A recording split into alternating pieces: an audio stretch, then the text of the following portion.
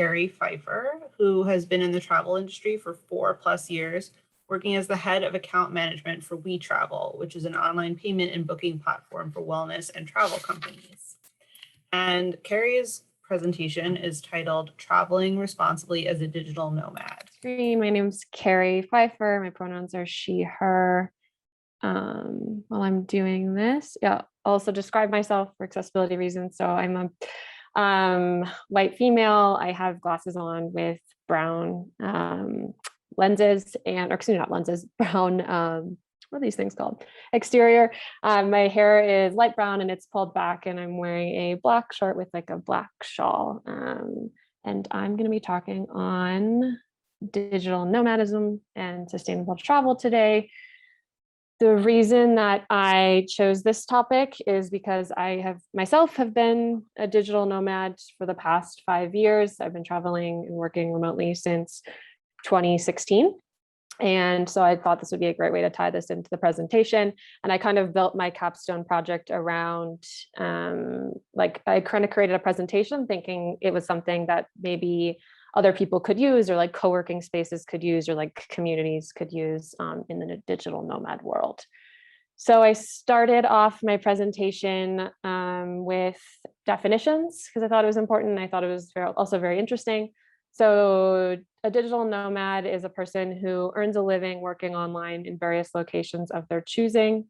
And then also just breaking it down further, a nomad is a member of people having no permanent abode and who travel from place to place to find fresh pasture for their livestock. I bolded a member of people here because I did think it was interesting that the definition of nomad makes it clear that you do kind of have to have this community in place.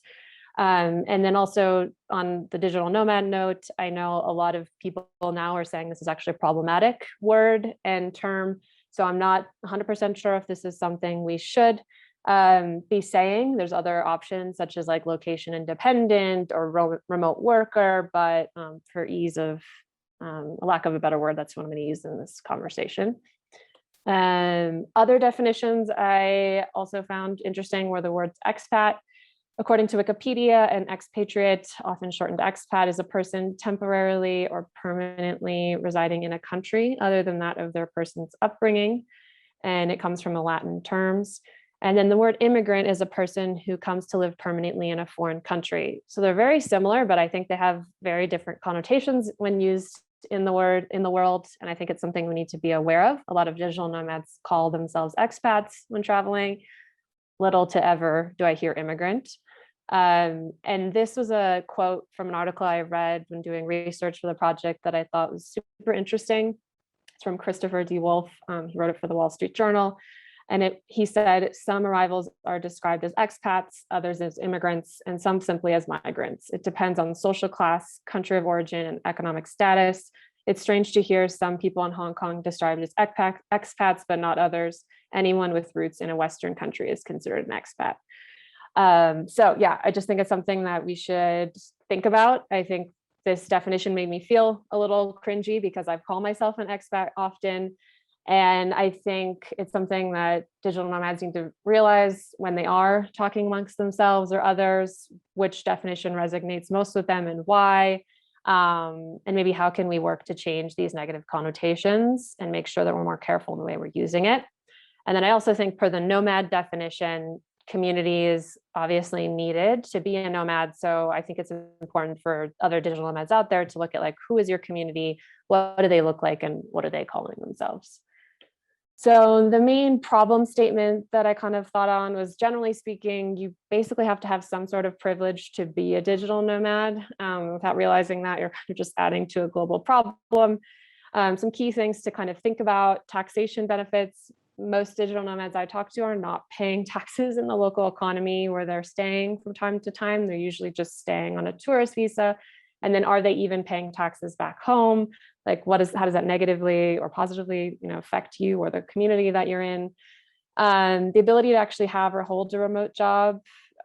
Just think about, most digital nomads are always saying, anyone can do this. And it's shifting now post-pandemic a lot, not post-pandemic, we're still in it, but, post-COVID, people are now moving online, they're traveling more, they're calling themselves digital nomads. And It's not accessible to everybody. I mean, people with children might have a harder time being remote and actually traveling. The elderly are less likely to be hired over younger, et cetera.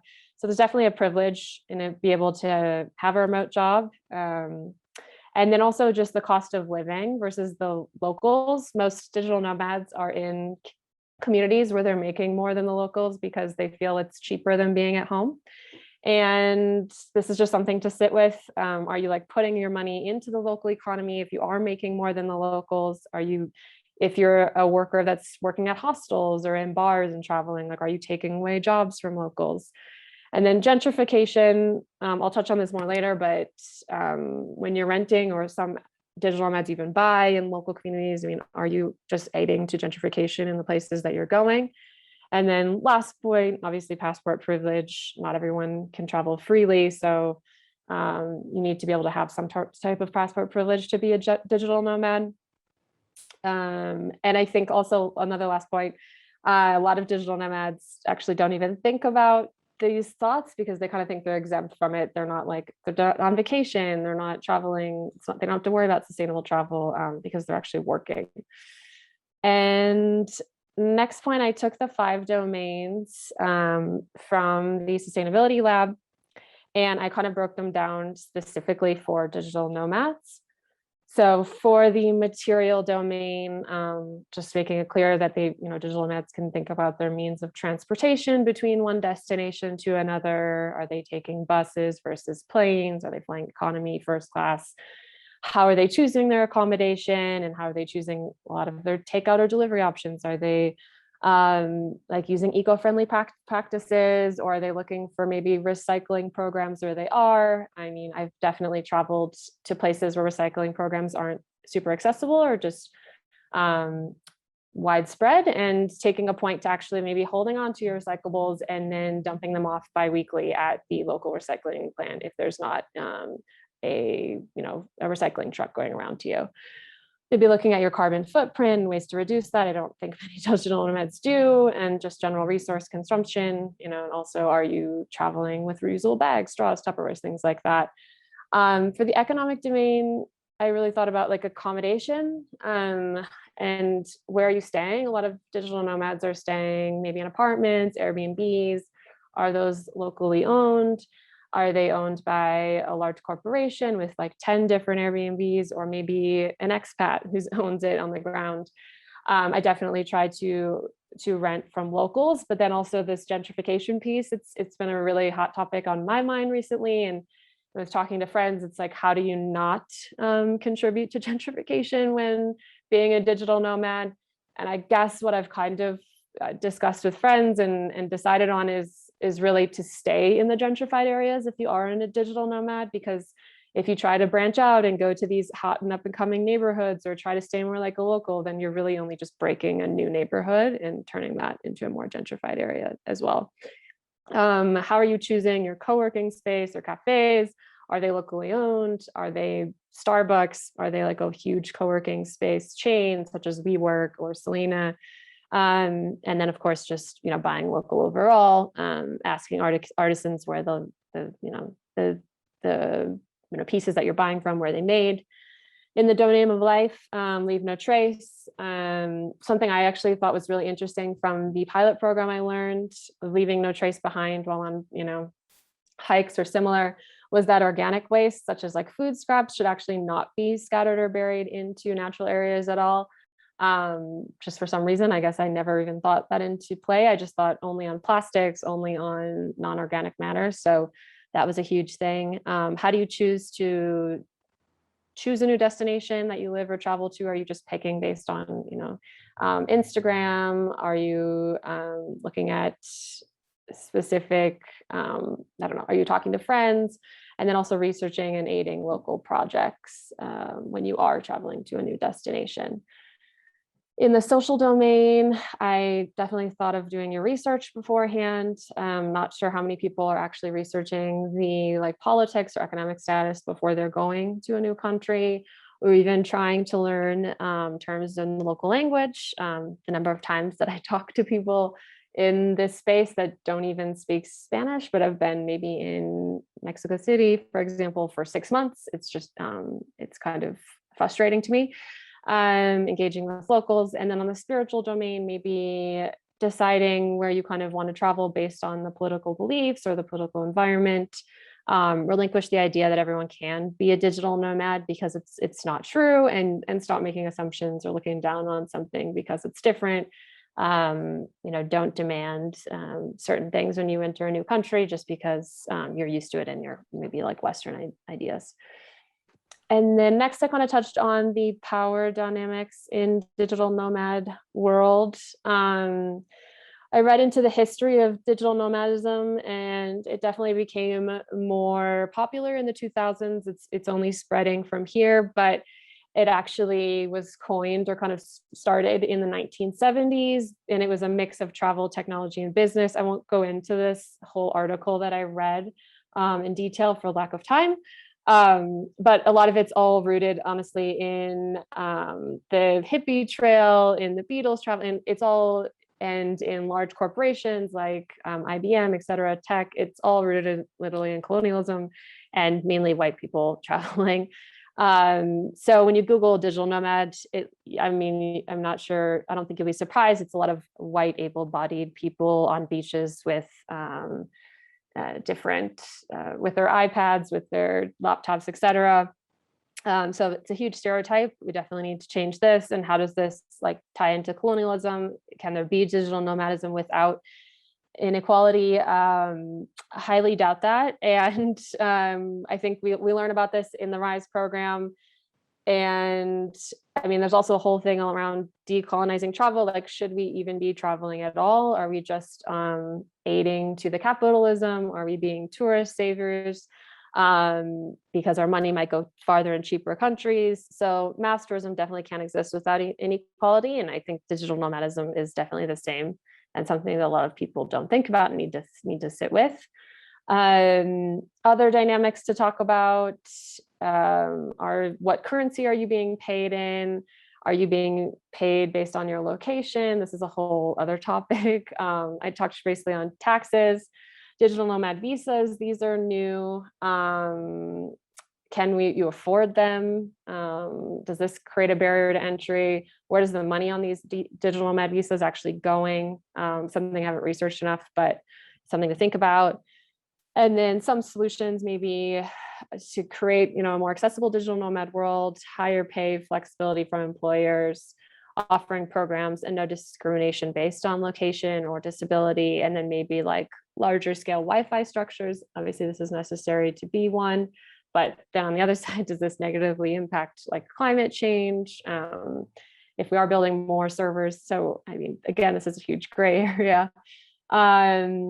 I definitely wanted all digital nomads to look at themselves where they are on the wheel of power that we talked about in the RISE program. I don't know if can you be a digital nomad depending on where you land in the wheel. Something to think about. Also holding yourselves accountable and others accountable. If you look at like the marketing and social media accounts for a lot of co-working spaces, Remote Years, the digital nomad program. Selena is a very large co-working, co-living like space, and they have, I don't know, maybe over 100 locations now. If you go to their website, you see mainly all white, able-bodied people. Are we calling them out? Are we sending these companies messages? Are we putting our money elsewhere? Try and quickly go fast because I know I'm running low on time. Accessibility in digital nomadism. I just want to quickly touch on this because it's something. I go to a lot of co-working spaces and cafes, and I don't think a lot of them are accessible, whether it's that they're not offering childcare, they don't have, maybe options like a wheelchair ramp, or do they offer Braille, et cetera? Are there other languages that, accessible besides just English? What translations options are available? Are they LGBTQIA+ friendly? Something to think about, and especially if you are someone that would like owned a co-working, a cafe. And also something I think a lot of digital nomads think about is if they are in these spaces, can they look around and see who's around and why? Can they start having these conversations? And quickly want to touch on photography. We all know a lot about responsible photography now because of the RISE program, but I do think it's important for digital nomads to think about, because I do think a lot of this community, they are influencers or they might have stronger followings. So, and they're traveling to hubs that are digital nomad hubs, for example, maybe Chiang Mai or Medellin. Should you be tagging yourself? Should you be geotagging where you are? Are you going to a new location just because of what you're seeing on Instagram or social media? So just a few things to think about there. Yeah, and then lastly, I'll quickly touch on mental health and reflection, because I don't think this exists in this space, which I've already kind of hinted to. I think there's a huge need for mental well-being and reflection in this space. How can we take away from what we've learned when we're constantly on the move? Do we actually, take the time between one stop and the next to think about everything? Or are we just flying from Mexico City to Guatemala and that's it? I would love to see more like online circles or courses or meetups in co-working spaces where people can talk about this and this conversation kind of breaks open. So maybe asking others to facilitate these conversations when you're in a new place. How do you think about your time versus the beginning or the end? And then also journaling is a huge thing that I'm sure a lot of people aren't doing, but I think it's something that we should be, especially when living this lifestyle. And I think I just am on the 15-minute mark. I had a timer and I will stop sharing my screen. Thank you so much. This is really insightful and interesting, as and I think so many people consider and contemplate how to move in this remote worker space responsibly. So I really appreciate that.